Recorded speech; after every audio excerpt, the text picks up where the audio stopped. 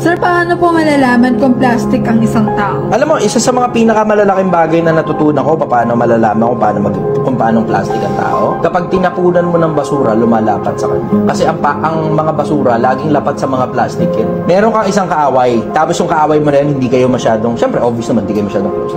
Pero kahit pa paano, merong konting friction pa sa inyo, pero nakikipag-communicate pa, pakilala mo doon yung kaibigan mo. Tapos, magpakilala ka ng isa pa, tapos isa pa, tapos isa pa. Tapos yung plastic, malalaman mo yun kasi tumatawid-tawid ang balita. Tapos malalaman mo ngayon kung ano sinasabi nung tropa mo na iniisip mong plastic kapag ka nalaman mo kung ano ngayon ang sinasabi niya sa ibang mga tao. Tatawid siya yun sa'yo, makakabalita ka. Kahit pakilala mo nga lang sa best friend mo yung tropa mo na sanggandikit mo talaga, pakilala mo dun, tapos tignan mo kung ano sinasabi niya dun sa kabila na may kinalaman sa'yo, dun mo malalaman ng plastic. Pag doble kara, maintindihan mo na yan. Doble kara, na pag nakaharap sa'yo, ganda ng paliwanag sa'yo, ang ganda ng mga bagay na sinasabi, pero pag nakatalikod ka, tropa mo nakausap, iba na. Doon mo malalaman ng plastic.